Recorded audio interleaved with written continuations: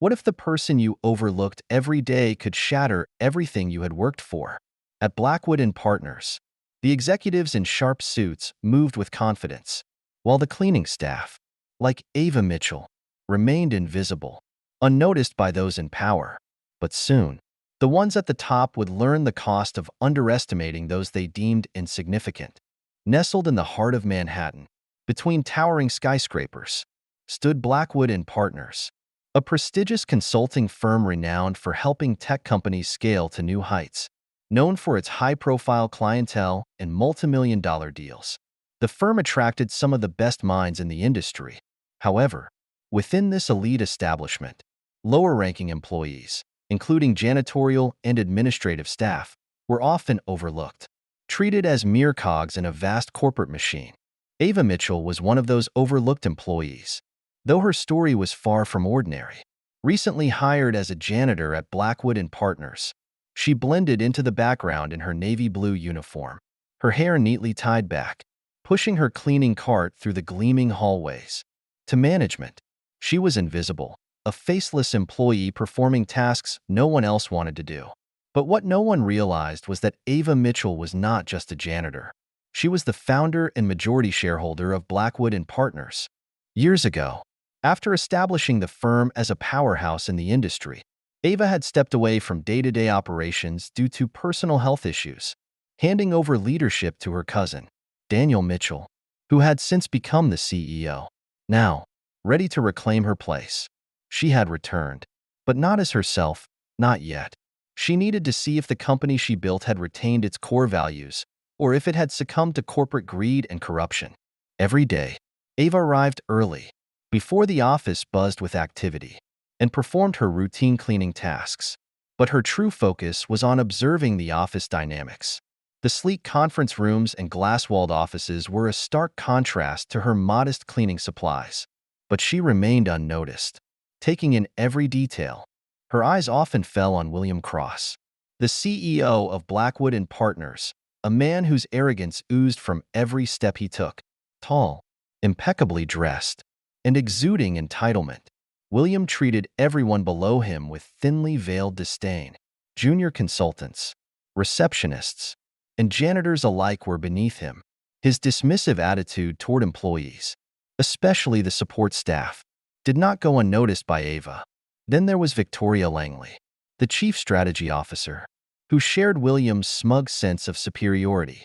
She treated lower-ranked employees as mere obstacles to her success, never missing an opportunity to belittle them.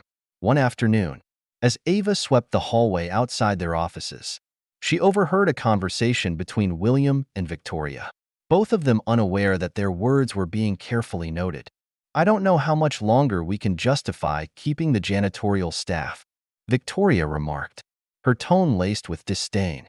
"They don't even clean properly. It's embarrassing for a firm of our caliber."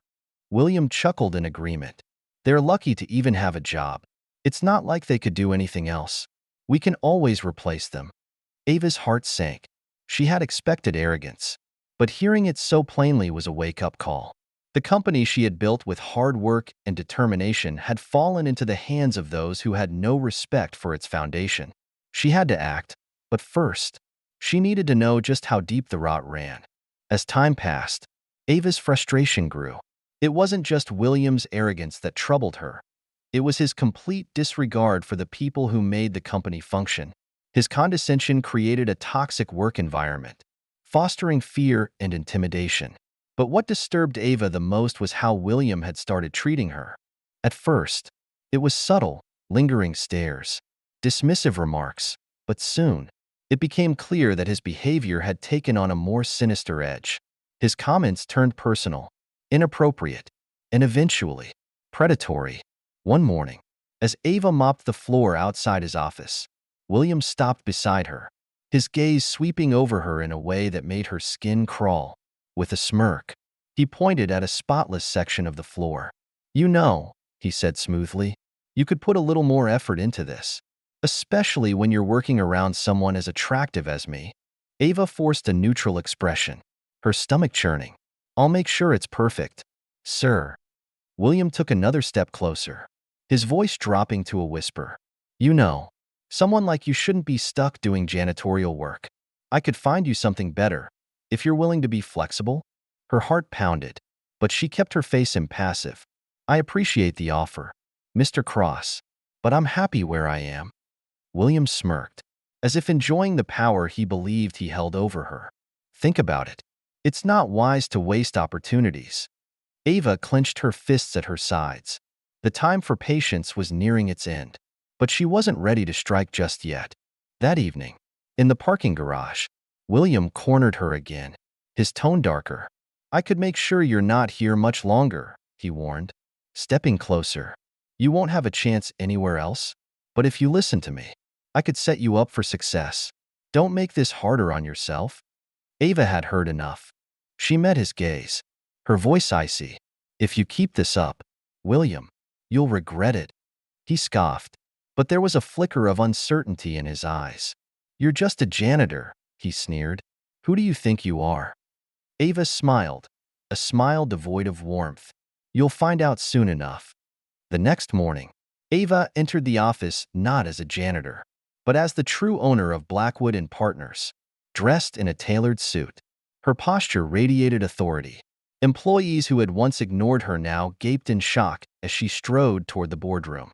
Inside, William and Victoria were preparing for a meeting when she stepped in.